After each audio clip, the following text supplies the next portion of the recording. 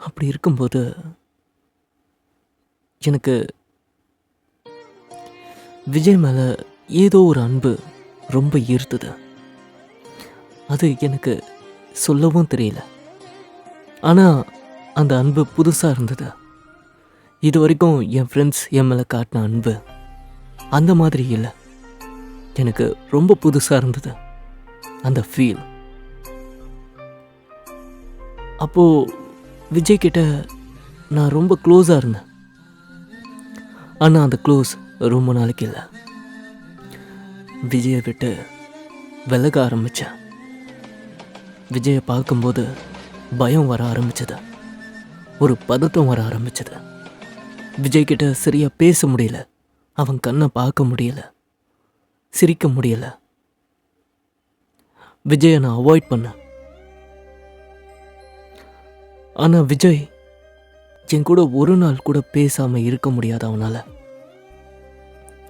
எனக்கு கால் பண்ணான், மெசேஜ் பண்ணான். அப்படி இருந்தும் என்னை நேரில் வழியில் பார்த்துட்டான்.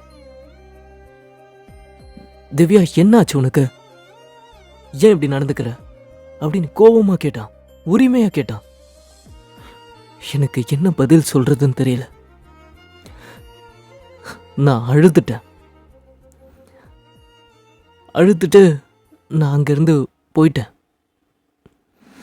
விஜய் என்னை ஃபாலோ பண்ணி வந்தான். இருந்தாலும் நான் விஜய் கிட்ட பேசல.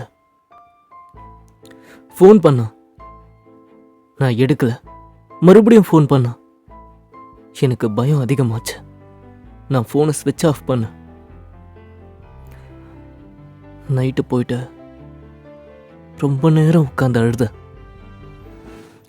அவன்கிட்ட என்ன சொல்ல போகிறோம், எதுக்கு அவன் மேலே இப்படிப்பட்ட ஃபீல் வந்துச்சு, இது லவ் தானே எனக்கு அப்போ கூட தெரியல. அவன் இல்லைன்னா என்னால் இருக்க முடியாதுன்னு மட்டும் தெரிஞ்சுது.